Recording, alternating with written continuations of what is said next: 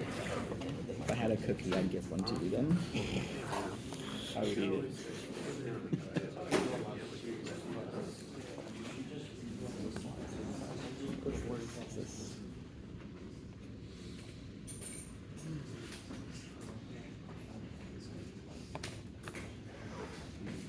Dude, I still haven't seen Top of Maverick. I'm quite disappointed in myself.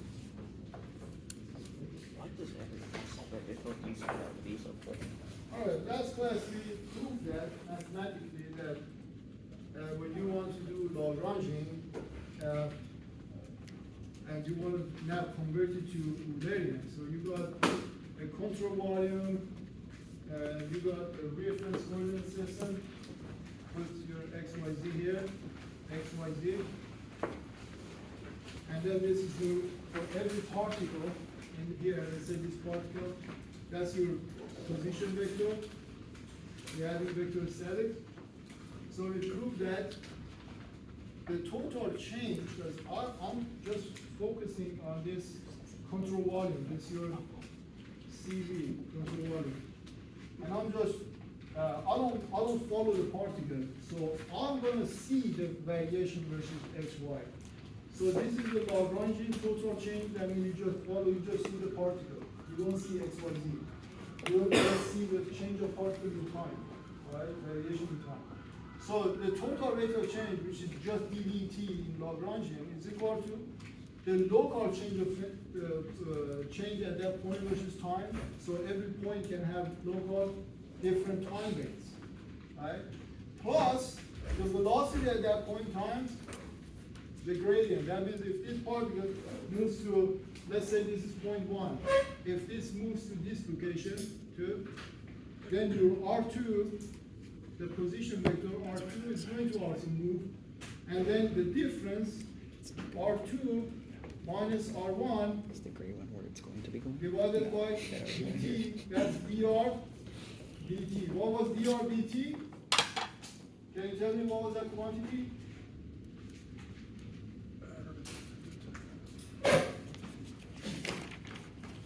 If the particle position is R1 and it moves to R2, right? You change the R, the position. What's the derivative of position with respect to time? Velocity. Velocity. So that's your V at this point. That's your velocity. That vector from here to here is your V. You see that? So V dot gradients of that quantity. So just this is a placeholder. You can fill it up with pressure, you can fill it up with density, temperature, anything. In fluid mechanics, you can fill it up anything. And also, it's not only for fluid mechanics, it applies to Maxwell equation, electric field, any physical quantity. This is valid for anything, obviously. Lagrangian to Eulerian. Alright, example. Let's say UV is equal to 2xy I plus y squared j plus xyz times t times k. Let's say this is your velocity field, and then at point x 0, 1, y 0, 2, z 0, 2. Let's say at this point, I want to find the total. I want to find total change in pressure in the pressure of fluid if the local change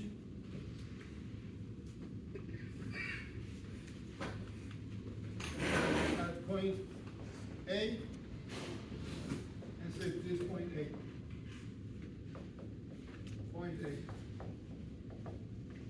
is 10 kilopascal per second. So let's work on it. So at this point, x, y, z. So at this point, like in this coordinate system, you can I'm going to draw this coordinate system a little bit better. It's just so tiny. If you have, that's your x, y, and z, right? So your x is what? 1. There's your, if you tag it like that, 1, 2, 3, 4. So your x is 1, y is 2, so 1, and then 2.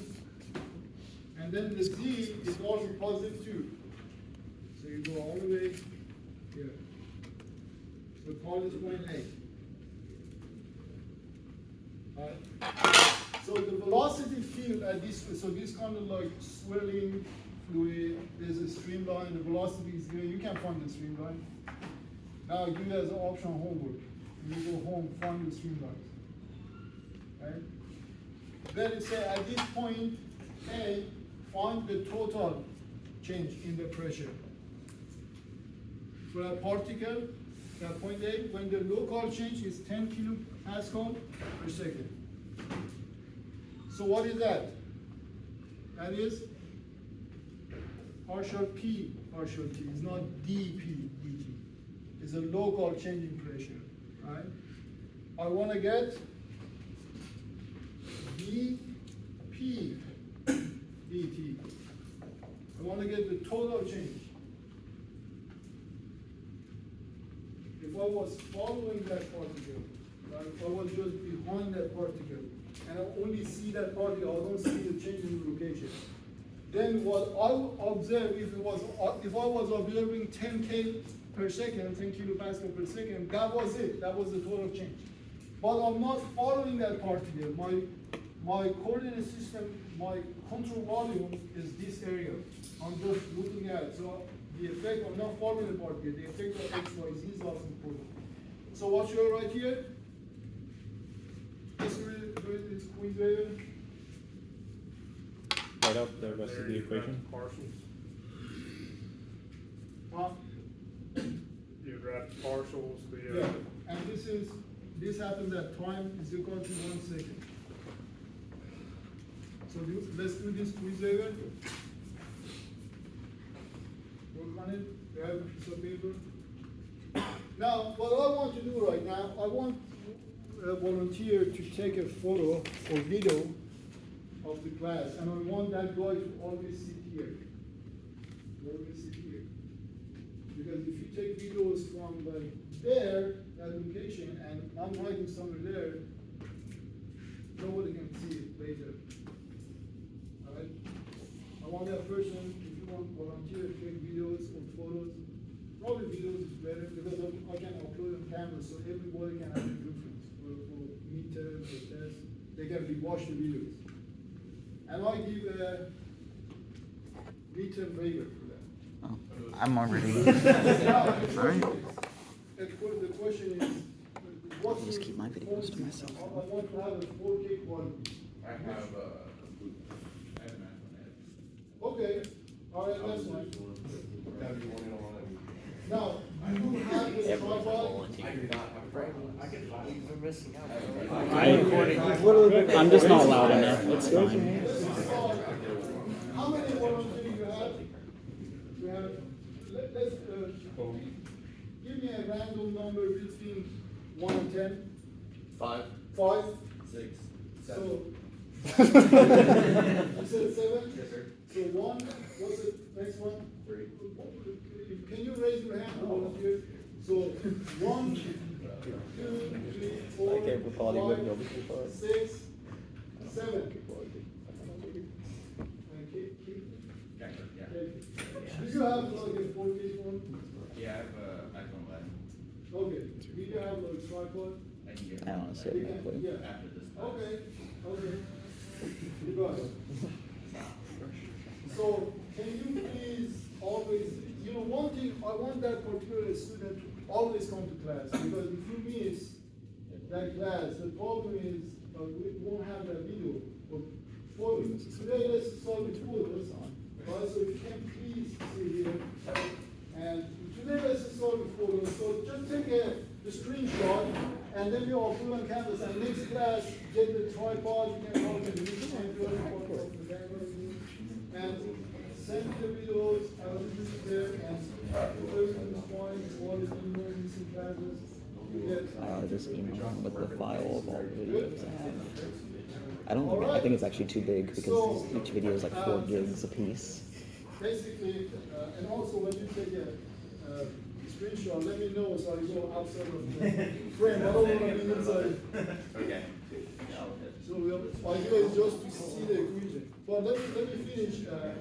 So when we do each screen, each whiteboard is finished, just take a photo of that, and after class, send me and I will put it on. Okay. Will you tell me before you give me that more than so that I can make sure I get it? You please tell me. Okay. Or I can tell you, or you tell me. Okay? Sounds good. Either way. I'll make sure I get it. Yes, always. And if you want to team, just call and say, I want to take a photo, but you have more stories. Okay? Alright, so here, solution to that. Should I make it a meter waiver for you guys to contribute? Yeah. You only have meter waiver, but you only have 2 minutes. From now. Give me the number. First thing you're gonna say. But I don't want the final result. Final number. I want the final number. 38. You got it? No. The reason we need videos and screenshot is I'm gonna do more like mathematical proof for things that is not in the book and it's not in other books. So if you don't have a video or screenshot, you can't just simply record it if you don't have notes. But if you have this on videos, you can always watch it again and again. I have a Google Drive folder with every class recorded except for the very first one. Do you want me to send you that? Awesome, that's great. Yes, please. Yes. I will do that. And we use that. And we always try to get a bonus for you, okay? Yeah. Let me think about it, how much bonus we should give you. We're doing well. That's great. All right, so solutions. Look, this was a placeholder. You can plug in any physical quantity. So here, I just plug P, right? So what should I do here? I need to have, so I'm going to erase it again because I don't want to be in the slide. So here, I'm going to say this one is equal to local derivative with respect to P plus the velocity at that point, which is basically point A, dA, dot the gradient of pressure at that point A. So everything at point A. Is because I want to get at point A, right? Okay, so what is that? Should I compute that? No, the question you're giving me. 10? Yeah. I have an answer, I just. Yes, please. If you have an answer. Yeah. You want to write it? Yeah. Yes. And this is going to do some meter waiver. It's very serious. Meter waivers are usually here.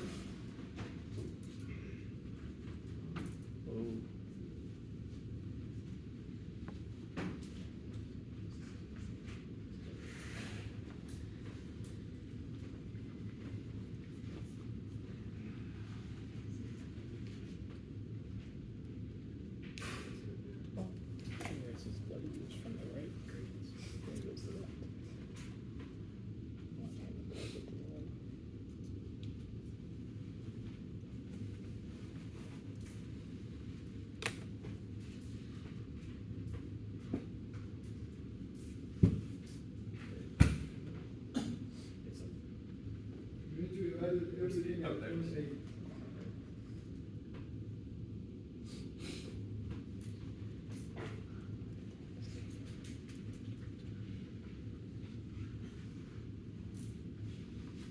To evaluate everything at point A. Very good. Bless you. But Yeah, this is not a number. Oh, We're okay. trying to get like, for example, 23 kilopascal per second, something like that. Oh, A okay. number. Yeah, you got a number? I just. Yeah, we just need a number, unfortunately. Thank you very much. We just need a number, right? And then what I do, I go see if you match 3 significant digits, right? For meter waivers. In the test, if you show me the derivation, plug in the number, get a number, now you have a little bit off, like not 3 significant digits, that's totally fine. Yeah, isn't it you just plug in all the XO, the YO, Yeah, and ZO, that's and right. then the T? Yeah. That's right, that's right.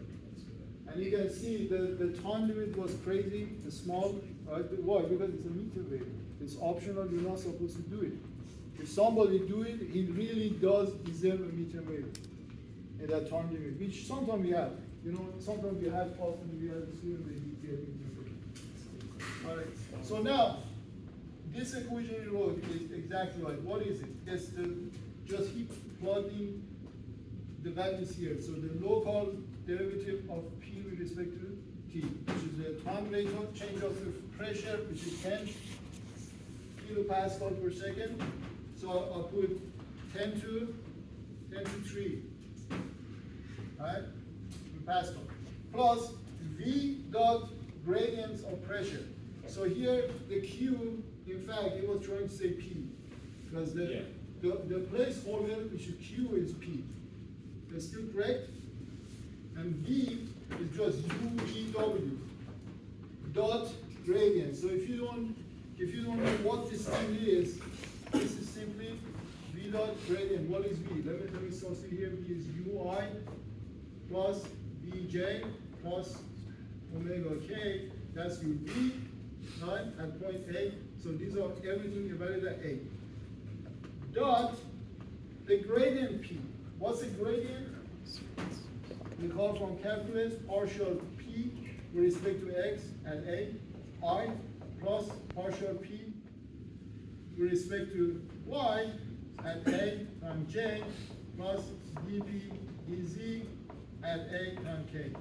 So when you do this dot product, back to vector statics, you just simply multiply that plus this one with that plus this vector statics, this one with that.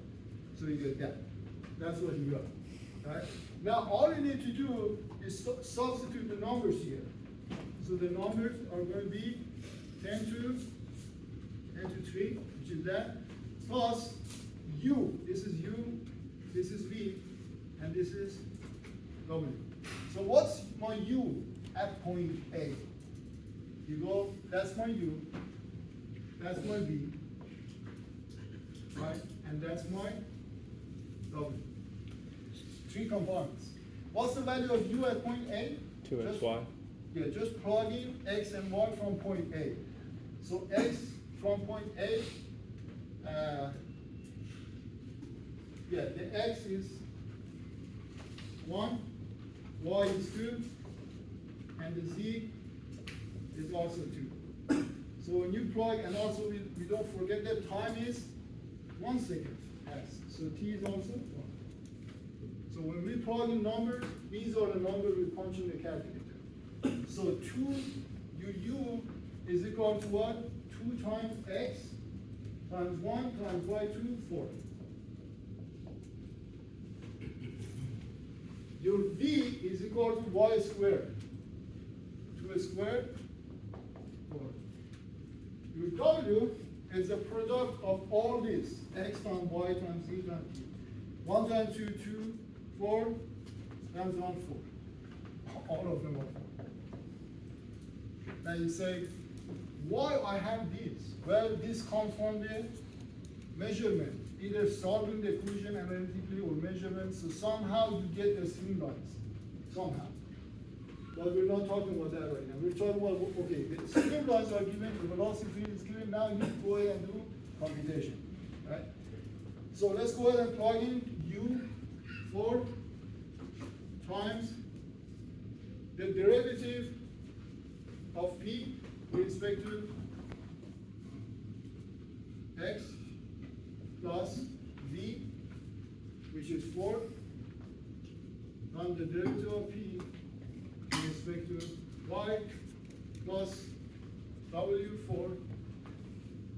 derivative of p with respect to z. So you're gonna get 10k plus 4 times the derivative of p with respect to x plus derivative of p with respect to y plus derivative of p with respect to. Alright? So, what is that term? Do you remember that? Like if I have, let's say I have another unknown. Partial x plus partial unknown, partial y plus partial z. What is that? Do you remember that? Which variable? That you just look for, the bottom tells you what variable you're looking for and everything else is treated as a constant. I'm sorry? Like the first part, the partial with respect to x, that's telling you what variable you're looking for and everything else is treated as a constant. So you would just take the derivative of whatever's associated with that variable. Like if it was x Yeah, squared. but what is this term called? Like, I'm pretty sure you had it in calculus. Gradient. No, the gradient is this, comma,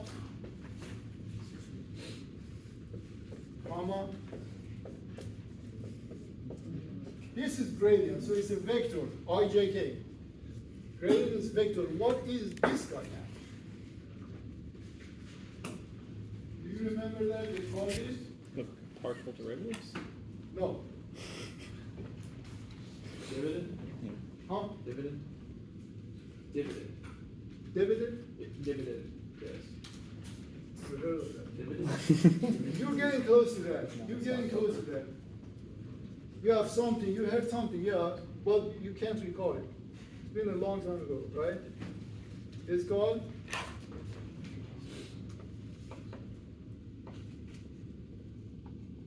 divergence. It's just a scalar, it's just a number. It's not a vector, it's just a number. Right? This one is gradients. In the beginning of semester, I had a notification, please review your calculus. I see that many of you guys haven't reviewed calculus. You really need to review your calculus. The success in this course is multivariable calculus, divergence, curve, double integrals. Well, of course, you end up always with the formula, yes. But in order to know how to use that formula in different problems, you need to understand how that formula is obtained. If I change the problem, then you say, well, I don't know what number should substitute there. Right? So this is called divergence, is called gradient. They are very, very different. They may look same, but they are very, very different. This is just a number, this is a vector. Now this is 10k plus 4 divergence of p. In most problems we have in this course, everything is divergence free. Maybe not pressure, but everything is. So if I say divergence free, that means divergence is 0. If I say divergence free, that means it's just 10k. But if you had the p field versus xyz, in this case I do not have p field with this. So I may, in the test, I may give you another field for p. Say p is equal to, for example, p is equal to 2xyz squared. Right? Then you just take the divergence of that and plug it in, and you get a result. And if I say it's divergence free, then that means this is free, this is 0. So you may have in the midterm, I may give either that or say it's divergence free. Right? So, for example, for this one, let's say you have that, and you want to compute the divergence. Now, I think we're done with that. You can take a photo of the screen. I want to do divergence computation for p given by this equation. So all I need to find is divergence, and they show you this symbol. Divergence p, and then you can do computation. You take partial with respect to x.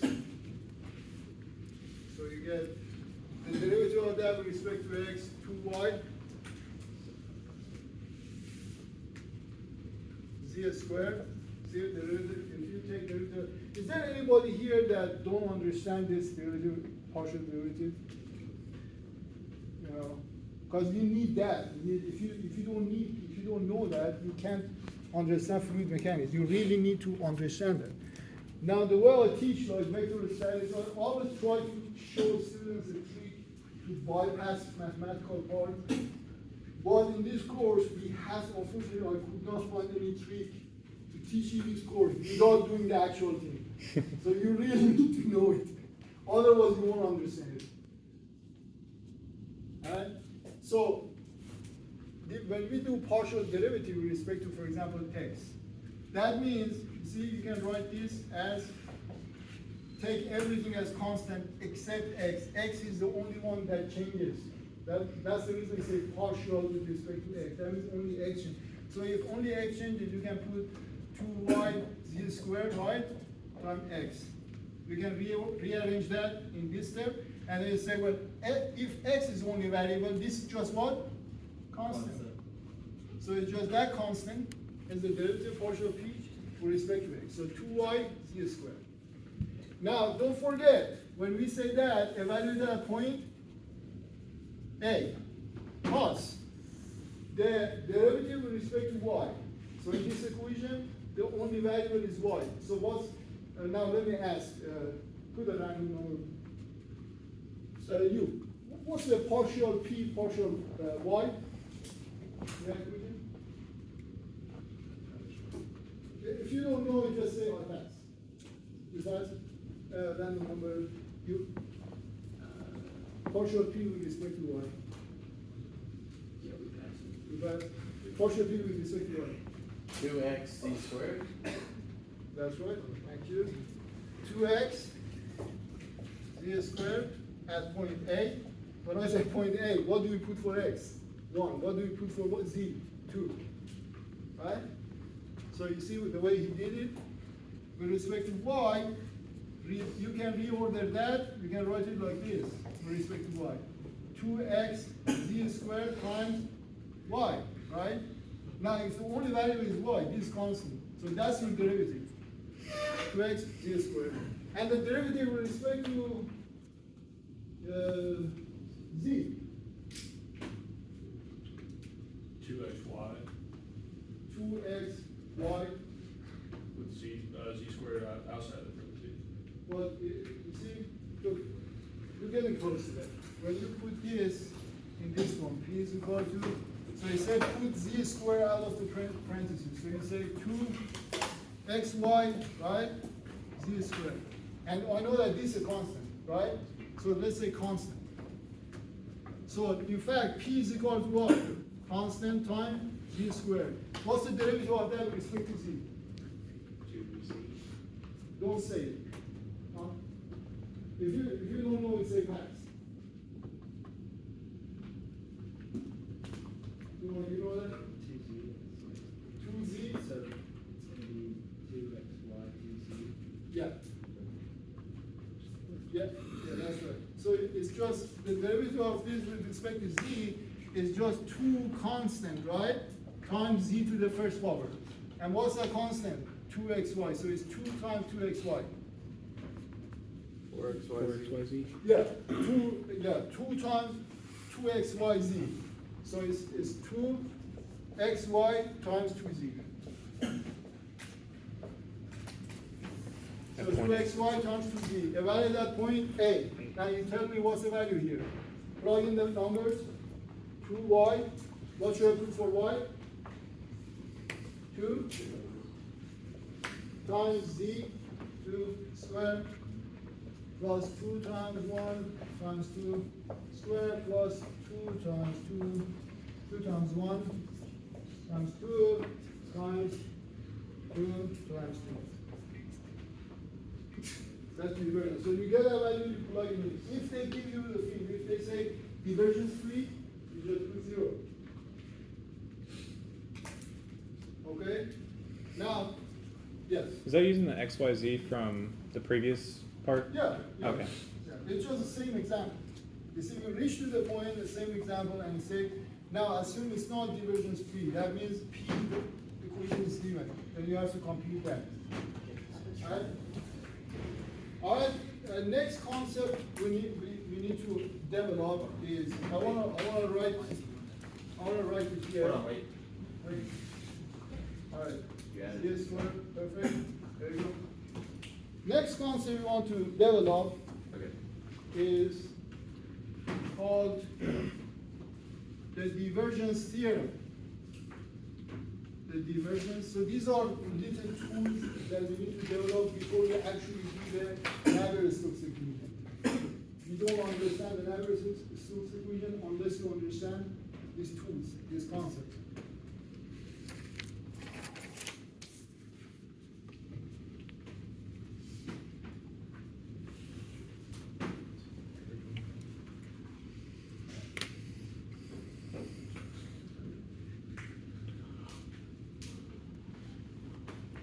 Divergence theorem.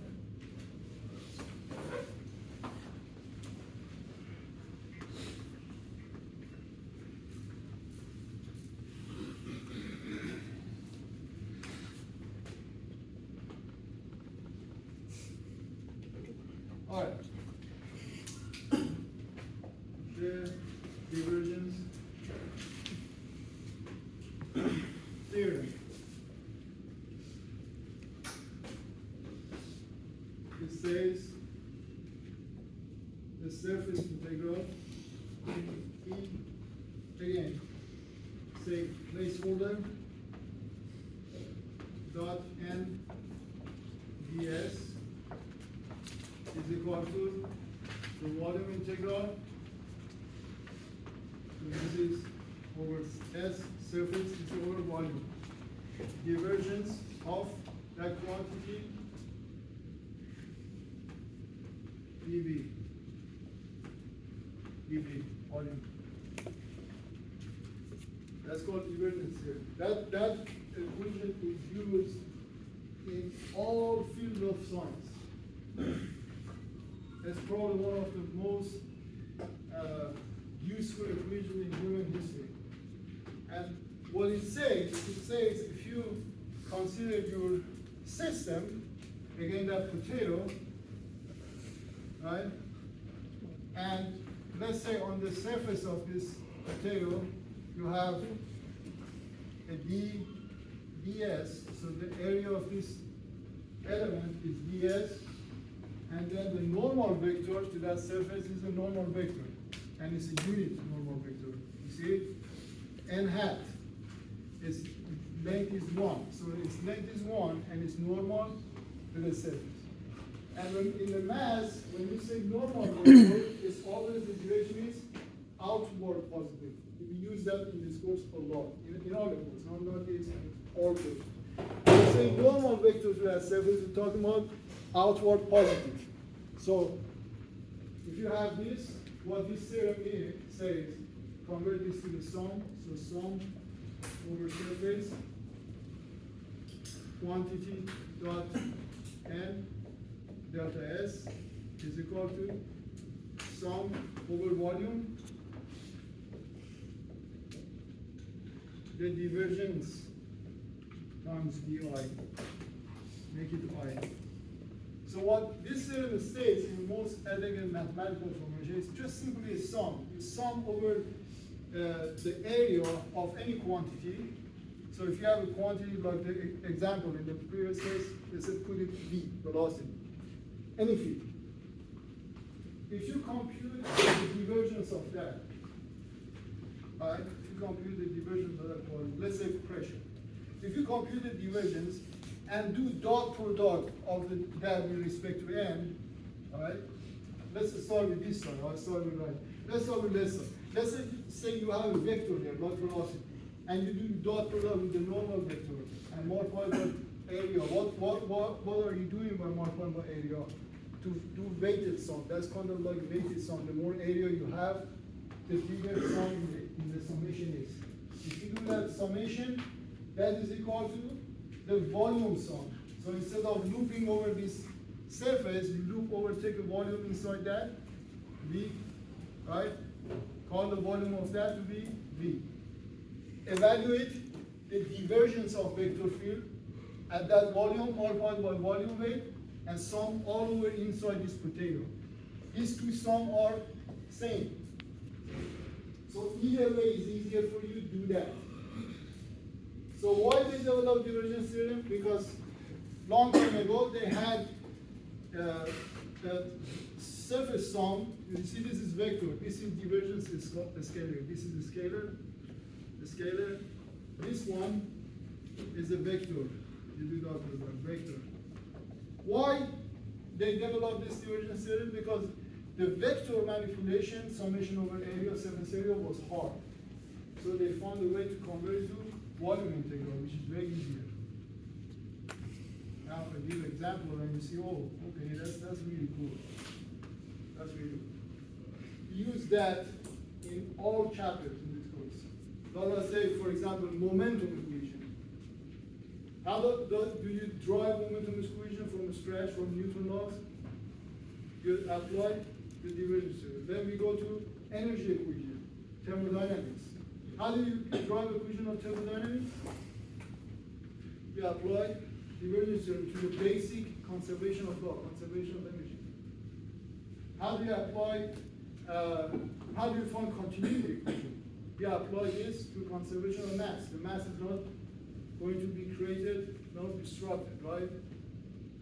Conservation of mass. You apply that to conservation of mass. And you see most general case of moment, continuity, momentum, and energy equation. And then you can simplify that many times. So for incompressible simple geometry, you come with the equation in the book. So that's all. I want to show you the big picture, and then you can say, oh, that's exactly page number 432, for example. You can go look at that. But you totally understand the big picture. That's what I'm trying to do. All right, so example, let's say you have this cylinder and its height is h. Put your coordinate system here, x, y, z.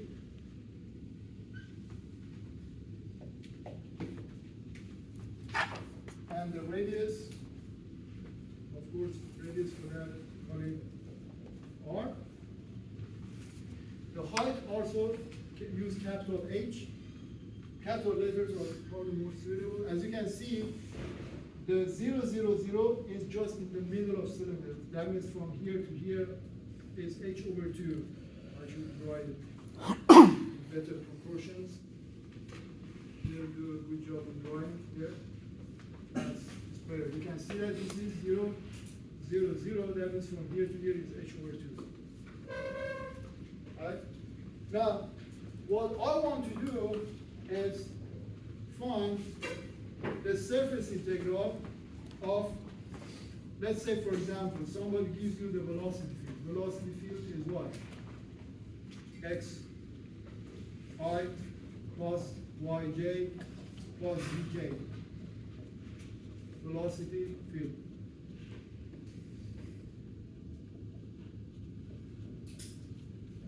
Now, the question is find the integral, the surface integral over S. So when we say, look, another important thing you have to pay attention. When we put double integral, it's over surface. Imagine like you have a plane. You have X and Y, right? You don't integrate over depth. So they call double integral, and then you have this closed circle. What does it mean? That means over the surface. That means if you have like this potato, you're just walking all over the surface of this potato and you close the loop. This is the meaning of that. The volume is 3 integral. Why? Just look at the plate with thickness. You have both x and y and the depth. That's you do 3 integral. And also it's closed. If it's not closed, that means you only take integral over a partial volume. Closed means you just come back to the loop. So this is extremely compact. This is philosophy equation. It has many meanings. Extremely important equation. So for this velocity field, I want to compute v dot n ds.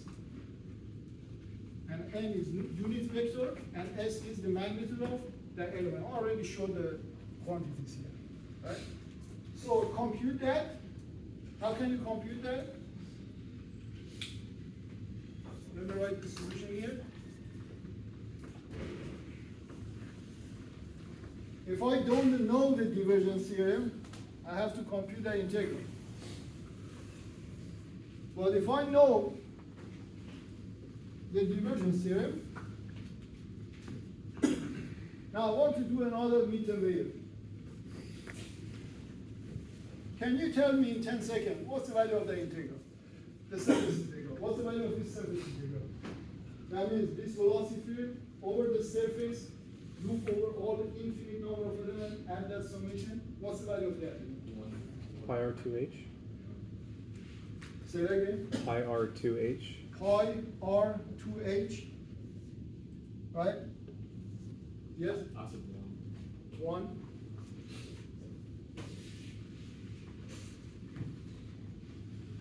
Any other solution? Actually, pi R squared 2H. So 2H R squared. Yeah. Let's say I know, yeah. Pi r squared h. You say pi R squared H. What else? Right? Solution. Let's say I know the divergence theorem. I'm kidding. Let's say I know the divergence theorem. And I say, can you tell me the result in 10 seconds? I didn't say 1 hour. I said 10 seconds. If you don't know the divergence theorem, you may end up with 1 hour work. But let's say I know the divergence theorem. So instead of computing that, I could compute that. Right? Let's say first I know the divergence theorem, I'm going to do that. And then later on come back, I'll only do this. And I'll show the results are identical. So if I know the divergence theorem, let's do that. So that's going to be the volume integral of divergence. Now in the placeholder here, what should I put? In the placeholder? Velocity, the v, right? Divergence of v, dv. And this v is volume, it's not the velocity. So you have two v, but one is, we put, that's the reason I put a dash here, because this is volume. If you just have v, this is velocity, because they're not same, right? So what is the divergence of v? Let me evaluate that. Divergence of v is what? Partial u, partial x, plus partial v, partial y, plus partial w, partial z. So what is that?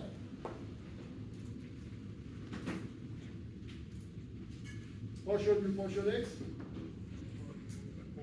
This is u. This is u. What's the derivative of that with respect to x? If you don't know that, I don't know how you can pass this course, really. It'd just be one. Would it be 4? There it goes. It's a number, but what is it? What's partial u, partial x? Partial u partial x is going to be 1. 1. What's the partial v, partial y? 1. 1. And what's the partial? 1. 1. So the result is? 3. 3. So instead of that, I can say volume integral 3 times dv. 3 is constant. Can I take it out of the integral? Yes. So you say 3 volume integral dv. What is that, guys? Volume integral of, that means integrate over the volume, the sum of all tiny volumes. What do I end up? The volume of? Volume of the cylinder. The cylinder. What's the volume of the cylinder? Pi R squared and then 2H. Yeah. So you get R squared h. 3 times 3 times. the volume. And what's the volume? Pi r squared times h. So you get 3 pi r squared h.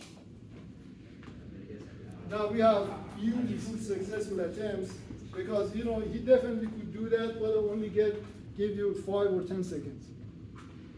He got 2, so it was just 1, one unit of the 3, or this is called an identical result, except we got 2, and the result is 3. Now you see that it just takes us 10 seconds to do that. Now what if I do this problem using the surface integral? Now here is what we're going to do. I'm going to give you as a homework here. So now I think this is ready to take a photo. So this is the homework. Do surface integral. Divergence with exactly the same quantity here.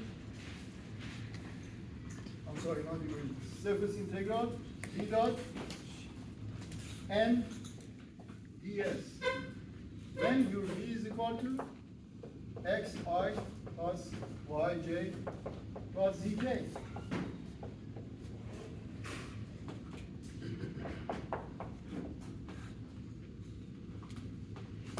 You know the result. What's the result? That. But take that integral. If you don't know how to do that, go to the calculus, review the material. I want every person in the class to review that material. We need that. We need that in order to successfully pass this class. Right? So compute that. So the way you do that, you see that cylinder? I'll show you how you do it. That's a cylinder, right? So you say this surface integral is equal to integrate over surface 1. Just expand it over surface. Let's say this is S1. So the bottom, this is S1. The sides, call it S2. Call this S2. And the top, call it S3.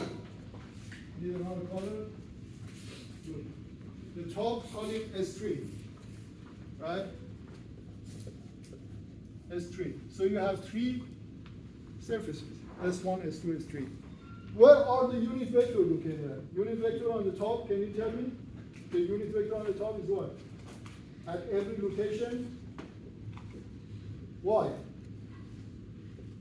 This is the direction of n hat. Why the unit vector is up at top? It's perpendicular. Perpendicular. Yeah, but it's an outward positive, so it's not this way. It doesn't direct toward the object. It's directed outside of the object. So for here on the surface, where is the direction of n? Outward. Yeah, it's just like this. You see that? If you draw it in 3D, that's your n. And it goes all the way here. What about the direction of n at the bottom? Down. Yeah, it's down. You see that? At any point, it's down.